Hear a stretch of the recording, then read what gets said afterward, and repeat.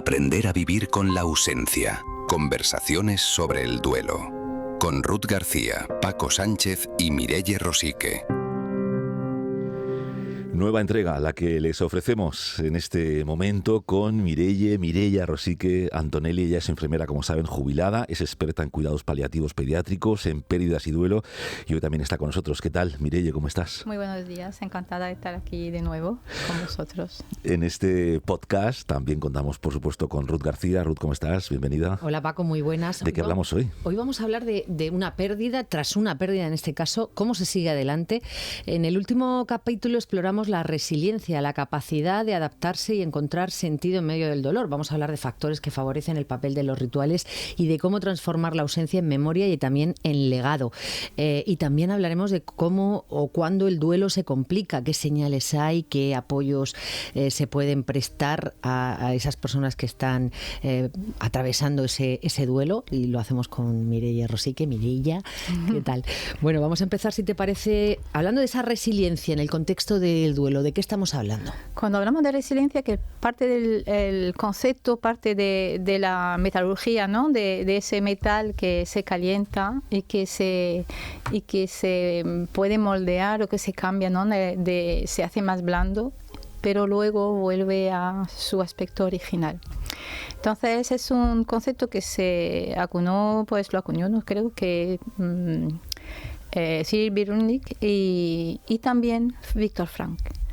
Cyrulnik los dos han tenido una experiencia en los campos de concentración, y es lo que han podido decirnos que, bueno, la resiliencia nos permite que frente a las dificultades o las cosas que son muy difíciles de vivir, el ser humano tenemos una capacidad de poder mirar desde lo que más sólido está dentro de nosotros y de poder mirar cuál es el aspecto positivo, ¿no? Pues estoy en vida, y sentarse en el ahora, sentar todo lo que hago ahora, cómo lo hago, cómo vivo, y encontrar un sentido para poder seguir viviendo. Porque es verdad que hay situaciones que te preguntas que vale la pena seguir. Y hay momentos en la vida en que no estamos tan metidos en la vorágine del dolor, de la dificultad, del duelo y hasta la depresión, pues a veces este sentido de la vida lo perdemos. Y ese volver a encontrar ese sentido de la vida un poco, ¿no? Es un poco así, la resiliencia es ese objetivo de encontrar el sentido de la vida, como decía Viktor Frankl. Mireia, en capítulos anteriores nos has hablado de los rituales. ¿Cómo influyen estos rituales en la reconstrucción emocional? ¿Hay estrategias para adaptarse a esta nueva vida? Estrategias por sí es como decir, vamos a ponerle una guía, ¿no? Cada uno vamos a tener los rituales que tenemos en nuestra cultura, en nuestra familia, cómo funcionamos hasta ahora en nuestras familias. Y es verdad que los rituales, empezamos por los entierros, que es un ritual, el tanatorio, es velar, todo eso son rituales que nos permite afrontar la realidad. Es decir, bueno, es un paso que hay que pasar, tenemos que ver esta persona que ha fallecido, ver que está sin vida, poder honrarla, que esto es muy importante, honrar a nuestros seres queridos y a la pérdida y el significado, ¿no? que tenía esa persona para nosotros. Poder hablar de él en un entorno, en los sanatorios, como todos podemos ver cuando vamos, se forman grupillos y hasta cuando recordamos, hasta sonreímos, hasta reímos, entre lágrimas. Está todo aquí un poco mezclado, pero funcionamos así, los seres humanos, pasamos de un lado a otro, así oscilando para poder seguir adelante, así, oscilamos entre la vida y la muerte, y el duelo está entre estas dos cosas, ¿no? Entre la vida y la muerte, y aquí tenemos que encontrar el camino. Y los rituales nos ayudan a poner tiempos, o decir no, frente a la sociedad, esto ha pasado, o esto no ha pasado, esto existe, y a ver cómo lo hacemos juntos.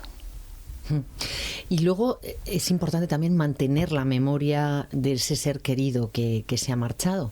¿Cómo o por qué es tan importante mantener esa memoria? Hombre, porque la memoria incluye la relación que hemos tenido, el vínculo que hemos tenido, qué importancia tenía en nuestra vida la persona, ¿no? ¿Qué representaba para nosotros? Cada persona, en cada familia se muere el padre y para cada hijo ese padre tiene, evidentemente, es el padre de todos, pero sí que tiene una relación o un sentir o un vínculo diferente por cada hijo. No es exactamente lo mismo. ¿Cuál es la importancia de un padre para el primer hijo o para el pequeño? ¿Cómo nos hemos relacionado? ¿Cuáles son los buenos recuerdos? ¿Qué nos ha aportado? ¿Qué nos ha legado? ¿Qué nos llevamos de él? Que nos decimos, bueno, yo cuando me río pues tengo una risa muy parecida a mi padre. O mi abuela hacía, pues, bueno, llega Navidad, las tortas de Navidad, todas estas cosas, y esa me enseñó la receta, yo voy a mantener esto, y cuando lo hago me acuerdo de ella, y me acuerdo con un lado positivo, diciendo, bueno, estoy haciendo algo que me recuerda a ella, que me conecta con ella, que me puede conectar con la tristeza, pero a la vez con la celebración, de recordar que tengo algo de ella, ¿no? de esta persona. Recordarnos las personas que ya no están es vincularse con el amor, vincularse con esto que teníamos con ellos y que este vínculo no se pierde nunca. Mireia, ¿y cómo podemos acompañar a una persona que está pasando por ese duelo, que ha tenido una pérdida, sobre todo durante los primeros días o las primeras semanas? Uno se encuentra con un amigo al que, no sé, recientemente se le ha fallecido su madre, y no sabe muy bien si hablar del día que hace tan estupendo, no sé, del fin de semana, qué podemos hacer, o sacar el tema. Porque no sabe si preguntar, oye, ¿cómo estás? Han pasado 15 días desde que te viene el entierro de tu madre. No sabemos muy bien qué hacer para no hacer dolor, pero no sabemos muy bien tampoco cómo acompañar. ¿Cómo lo hacemos? Tenemos miedo a provocar dolor en el otro porque creemos que tenemos ese poder, pero en realidad no tenemos el poder de provocar dolor. Sí que tenemos el poder de acompañar, porque para la persona, ¿qué es lo importante ahora mismo en su vida? Pues es el duelo, es esa pérdida, con lo cual si tú quieres acompañar es nombrar a la persona y de preguntarle ¿cómo estás? ¿Cómo estás ahora? ¿Necesitas algo? Y también si somos amigos, si somos familia, lo importante es estar presente. En los primeros días hay que estar presente físicamente para ayudar para empezar, por ejemplo, para la muerte de alguien que nos toca mucho, que no, pues en lo común del día, para traerle comida, ayudarle con los niños, aporta algo concreto, pero una presencia silenciosa, o de hablar o de contar, pero sí que hablamos del tema, porque nombrar, poder hablar, poder contar, poder escuchar, sobre todo escuchar.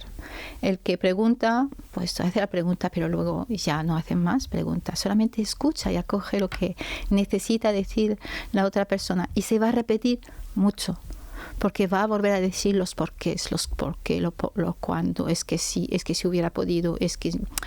Y te va a contar de nuevo y lo volverá a contar, y contar le ayuda a aceptar esa realidad, porque lo más difícil dentro del duelo es la primera tarea del duelo, ¿no? De todas personas que emprenden un duelo es un poco eso, es aceptar la realidad. Es la más complicada, porque estamos siempre en la búsqueda y va a volver, ¿no? Tenemos una necesidad de volver a tocar, de volver a oler, de volver a escuchar. Incluso buscamos señales también, ¿no? Ruth, a ti también te habrá pasado, ¿no? Pero ¿por qué no me hace una señal? Esperamos, sí, que me diga que está bien. Algo. Sí, eso que me diga que está bien sin mí. Que está bien sin mí, que donde está lo están cuidando, porque si yo no lo puedo cuidar ya, pues donde está, que me diga que estás bien. Entonces sí que esperamos soñar, buscamos, que sí que hay señales, porque a veces pues cada uno buscamos nuestras señales, pues a veces una pluma, uno dice que mira, ha venido una pluma, no sé de dónde viene, está volando aquí. Pienso que es una señal. Bueno, si me permitís la broma, Lolita, la hija de Lola Flores, sí, ha contado en muchas entrevistas que su madre le dijo, Lola Flores, que se iba a reencarnar en una mosca. Y Lolita siempre cuenta que cuando ve una mosca en casa no la mata. Cojonera. Sí, no la mata porque piensa que es su madre, Lola Flores, ¿no? Bueno, ¿por qué no? Si ahí hay ayuda, pero es verdad que buscamos cosas. Yo recuerdo, bueno, no sé si lo conté la última vez, pero un papá que era muy bonito, ese papá muy para adentro, ¿no? Muy artista también, una gran sensibilidad, pero de estas personas que le cuesta, ¿no? Expresar, hacia afuera, ¿no? Un poco más introvertido. Y iba acompañando esa pareja que había perdido una niña y él un día se estaba paseando porque él pues iba mucho a andar, a escalar también, era deportista, es deportista, y de repente un día de estos de invierno se paseaba por la sierra o por ahí al monte donde había nieve en ese momento, en la región de Murcia, que no es mucho, pero sí que en la zona donde estaba él, sí, y de repente en el silencio, en la blancura de la nieve, apareció un pájaro azul, creo que me dijo. Y para él fue como una revelación diciendo, mi hija está bien, mi hija me está diciendo que está bien. Y le llegó al alma, le llegó al corazón diciendo, bueno, ¿cómo respirar? Me está diciendo, mi hija ha contactado conmigo y me está diciendo que está bien. O sea, es la necesidad que tenemos los humanos, ¿no? De buscar que nos vuelvan a decir, está bien donde está. Son respuestas al final sí, que vamos buscando. Necesitamos respuesta. Buscamos al otro. Durante un tiempo forma parte del duelo, ¿no? Esta búsqueda. Porque además a veces tenemos la sensación de verlo en la calle. Y es verdad, existe. Y te da la vuelta diciendo, pues, me apareció mi padre, me apareció mi madre, me apareció un niño que se mueve, una sonrisa, un sonido, una voz. Y tienes la sensación de escuchar. Y es real, no te vuelve loco, es una realidad que nos pasa cuando estamos en duelo. Igual que oír, dice en casa, oír como unos pasos, dicen, ay, son sus pasos. O que llaman a la puerta. O que suben la escalera, y dicen, va a llegar, estás esperando que abran la puerta. Todas estas cosas entran dentro de esta cosa que tenemos de búsqueda de la otra persona, mientras que podamos aceptar su ausencia. Hasta que poco a poco, ¿no? Dejamos la búsqueda porque vamos aceptando que no va a volver. Y bueno, esto es doloroso, es complicadísimo de hacer, que no va a volver, no lo voy a volver a tocar, a hablar, no lo voy a aconsejar, no voy a poder pedirle, oye, ¿qué hago yo hoy? Por ejemplo, si estamos acostumbrados a hablar con mamá o con papá o con el abuelo diciéndonos, oye, ¿tú qué me aconsejarías en esta situación? Echamos de menos, ¿no? A estas personas que han sido faros en nuestras vidas, o aunque sea un vínculo que sea a veces más complicado también, ¿no? Ese vínculo complicado donde hemos tenido discusiones, diferencias, pero cuando hay discusiones y diferencias es porque hay un vínculo que tiene que... hay cosa dentro, un vínculo afectivo, ¿no? Pero precisamente lo que mencionas, Mireille, cuando quedan asuntos pendientes o ha habido una discusión previa a un fallecimiento, eso también puede perturbar el duelo, ¿no? Puede dificultar un poco. Es claro que sí, porque nos quedamos con algo pendiente. Pues sí que lo podemos, a ver, es verdad que no es fácil, ¿no? De quedarse diciendo, bueno, la última vez que vi a mi padre me enfadé. Yo puedo decir, yo tengo esa experiencia, ¿no? No que me enfadé, pero sí que mi padre era una persona pues que tenía colesterol, en mi familia, hablo por mí porque es verdad que es una cosa que pasaba, ¿no? En mi familia los hombres, la mayoría se morían de infarto, en la familia los hombres, y bastante joven. Mi padre se murió con 59, su padre, mi abuelo 54, otro tío 48, infartos todos. Con lo cual hay una herencia, ¿no? A nivel la genética y masculina, sobre todo en la línea masculina. Y mi padre, pues bueno, tomar queso, el colesterol por las nubes, una vida era suya, le gustaba el baile, le gustaba salir. Y a veces yo estaba con él y decía, pero papá, tú estás buscando de verdad ponerte, hacer un ictus, hacer una cosa, y mi enfado, como sanitaria, pero también mi forma de decir las cosas a veces cuando no estoy muy de acuerdo, le dije, mira, si todavía te mueres, pues está bien, pero si te quedas tonto, ¿qué? Porque tú no lo vas a aguantar esto, no vas a soportar vivir en inferioridad de condiciones y dependiendo de los demás. Eso se lo dije un principio de agosto. Mi padre falleció el 29 de agosto y yo volví de vacaciones ese mismo día. Bueno, se murió de un infarto masivo. No, que evidentemente, no, me escuchó, me dijo, no, yo no me voy a quedar aquí.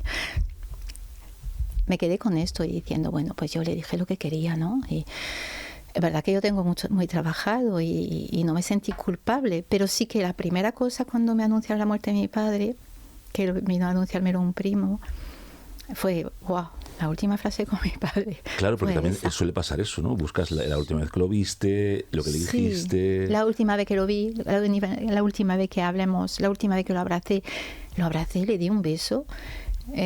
Sí, no, pude decirle lo si que... yo llego a saber esto... No se lo digo, se lo digo de otra manera. Claro, me hubiese despedido de otra forma. Entonces, sí que yo creo que cuando hago sesiones o cursos o talleres de duelo, yo digo a las personas siempre, digo, mira, aunque estés enfadado, di a tu persona que te quiere, te vas diciendo, mira, estoy enfadada, pero te quiero. Y cierra la puerta y te vas. Pero vuelve a decir esto. Y yo fue una costumbre que hice con mis niñas, ¿no? Cuando eran más pequeñas, que algunas se las tenían, pues, cuando adolescentes, que estaban castigadas por cualquier cosita, y decía, estás castigada, estoy enfadada, me voy a trabajar, pero yo te quiero infinito, y me voy. Pues sí, al final estamos hablando de cómo transformar ese dolor de la pérdida en memoria, el legado, teniendo en cuenta que sea un duelo, bueno, más o menos normal. Luego claro, hay duelos que se complican. ¿Cuándo es necesario la ayuda profesional? ¿Cuándo se puede hablar de un duelo, de una patología en el duelo? Hombre, la normalidad del duelo, es que esto también tiene su controversia, ¿no? Hay que hay una normalidad, es decir, tiene que recorrer todas las etapas, no siempre es así y no siempre en ese orden. Pero sí que es verdad que hay personas que tienen menos recursos internos, ¿no? Entonces que su duelo se va estancando, se queda en esa negación, esa no aceptación, en esa parado en la vida, no querer mirar fuera, encontrarse que están totalmente bloqueados y no logran recuperar un ritmo, aunque sea mucho más lento, que hay que empezar lento, para recuperar una normalidad, entre comillas, en la vida, que seamos, pues, que podamos seguir haciendo cosas, volver al trabajo, volver a cuidar de nuestros hijos, a nuestra familia, a cuidar de nuestra casa. Ahí sí que cuando la persona se alarga en el tiempo, pues 6 meses, 1 año, en esta situación de no mirarse, aunque no hay que poner fechas, cada uno necesitamos nuestros tiempos, pero que es verdad que si está acompañado por un profesional o un especialista en duelo, le va a ayudar, ¿no? A poder empezar a aceptar esta realidad que le toca vivir, porque por mucho que diga que no quiero eso no lo quiero para mi vida, no lo vas a poder cambiar, y luchar contra un hecho que no puedes cambiar agota, y ese agotamiento se suma a la tristeza, a la rabia, a todo lo que nos pesa, ¿no?, en el duelo. Pues Mireia Rosique, enfermera, amiga, enfermera jubilada, experta en cuidados paliativos, pediátricos, pérdidas y duelo, muchísimas gracias por acompañarnos en una nueva entrega de este podcast. Gracias, Mireia. Gracias a vosotros para permitirme hablar de esto, ¿no?, para todos. Un saludo, Mireia. Gracias. Aprender a vivir con la ausencia. Conversaciones sobre el duelo. Con Ruth García, Paco Sánchez y Mireia Rosique.